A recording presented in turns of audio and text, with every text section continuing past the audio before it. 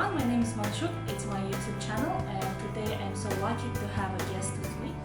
The topic is when as psychologists, when we see clients, we have sometimes cases where the client we share the same issue or problem with the person we have gone through ourselves before. As we know, psychologists is normal, like you and me, we are just normal human beings, and we have our own experiences and problems we went through in life. So it could be the same, same issue the client came to you, and how psychologists usually face with this, like how they deal with it.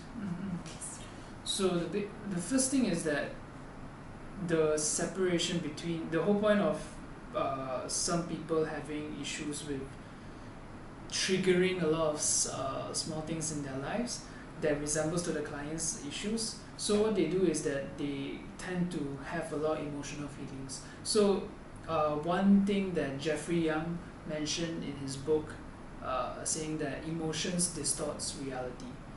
So if you change your emotion when you're happy about something and you're sad about something, your reality changes according to what you have experienced.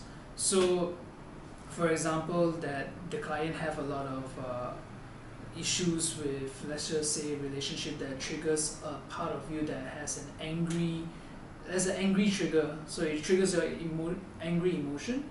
You tend to give your perspective of the therapy a little bit more bias. So what usually I would do is that I would try to just breathe, because what you want to do whenever you tell a client to calm down or to ignore or at least embrace the trigger is to face it. So what you need to do is you face it. You need to understand that this is just a practitioner and client relationship, and you need to be professional. So reality checks. What are you doing here? What is your purpose being here, helping this client? So the separation needs to be there, because if not, you will start being indulged into their situation, and then you tend to give your personal view on it, which is quite difficult whenever you become a practitioner. So it's just wearing different glasses, I think. Yes, for those who don't understand what we are talking about, for example, psychologists have gone through, let's say, personal trauma in relationship breakup, let's say in recent 1 year time. So he has a client with the same trauma, with a breakup in a relationship, and how he as a psychologist should help the client. So that's what we are talking about, and please note this is only our personal opinion. We are only sharing our it is not like exactly universal to all psychologists. Every psychologist they have their own individual opinions and view. Correct. Okay. So that's the thing, that the whole point of it is the separation. I think the one of the important points of doing this kind of therapy is that you need to have pre-checks first with yourself. That means, what I mean is that you know that someone called in and they have this relationship issue, and what are the certain things that they want to talk about. You have to have a pre-check with yourself, like, hey, this is the thing that you're going to talk about. If you're talking to a person with trauma, has a lot of trauma, and you yourself have similar trauma as well, you have to get reality checks before you go into the session, because therefore you can be logical about your approach, what you want to talk about. You structure yourself with what you want to say, and how are you going to react when certain things that the patient says or the client says that are going to trigger you. What are you going to do then? But how do you do that reality check? How do you ask questions yourself, or? Sometimes what I do is that I'm still trying to master some points of it, but the most important point for me is that I need to breathe. I need to stay on the ground and do reality checks, as in I'm a psychologist. I need to be in the state of mind. So what you want to say, he used breathing technique, he comes back to reality check, like his mind consciously, you come back to consciousness, right? He comes back what is happening in front of him. So this is good, could be a good technique to anyone out there, not only to psychologists. When you are in a situation when your friend or family member has faced same issues you should, like, before giving your subjective advice, maybe you can just take a deep breath and then only think what is the right thing to say.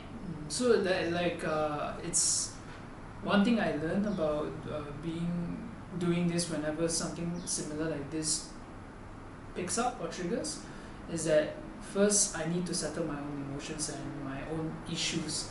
So what I do is either you face it or you surrender yourself, because these are the two things that is controlled by ego, and your ego can be the one that always tells you, hey, this is wrong, hey, this is right, but your heart can tell you something else. So it's like the ego shift saying like, okay, you need to do this, but there's a bad thing and there's a good thing. So a lot of people, what they do is they stop at that, and then they don't know where to go, so they become very confused, and there some people have anxiety, panic attacks and all that.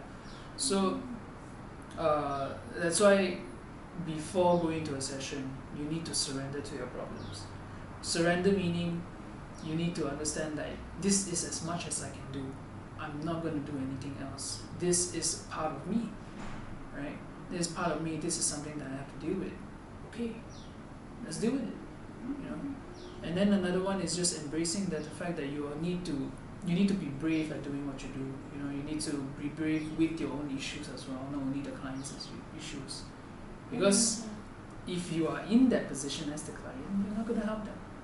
So you need to help yourself first before helping others. Exactly. So I have 3 questions. Question number 1: when you were studying your bachelor degree, did your lecturers have, or any books or publication you have read, what in the book says about this, about psychologists having the same issue with a client, what psychologists should do? And my second question is, after you have this kind of session, when you come back home, do you think about it? Like, did you say the right advice? Did you give right therapy? Or, and then doesn't the affect you personally? Like, it comes back to your trauma, memories, return back to you, because as you are also a human being, you also need a maybe like, do you know? So for the first question, did I study this? No, I didn't study this. In my years in Nottingham was just mainly research, so dealing with numbers, dealing with very logical, factual point of view of applying psychology, and you studying psychology, but what we do here is applying what they have studied.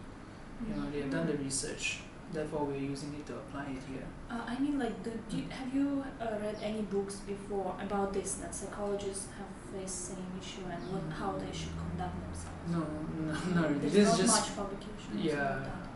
all of this is just my personal experience and my personal take on it. That's why it's But for the second question, how do I think about it and all that? I try not to, because if I do, I will be stuck in that loop. I know myself, if I were to be in that position, I will get stuck in the loop. What I usually do is, once I walk out that door, everything is done. I've done my best, I've done the best that I could. Of course, there are some times where the session doesn't go as according to plan. There are people with sour faces, but what faces? Sour face, like really like just not happy with the therapy. Those are the ones that get to me, because that questions my competency, but not the content of what they talk about. So you should know that you are not perfect, and nobody is perfect, and you don't have to have every session to be perfect. You know, you did what you best did, and if that person, or if you or that person didn't get it, it's not always our fault. It's the same like when we go to gym with a trainer will train you how to do exercise, but it doesn't mean you will become like a trainer, you know, you will not be like really quick in running, right? You just learn only first steps. No one can be perfect. Yeah.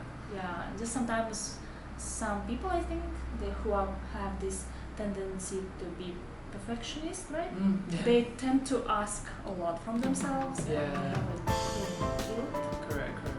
Yeah. So, for me, it's just not the content, but how I conducted the therapy that keep on going in my mind. Because I can say I am a perfectionist in this because I am very passionate about this work. I am very passionate about psychology and mental health. So, not performing to my best is quite it bothers me at times, but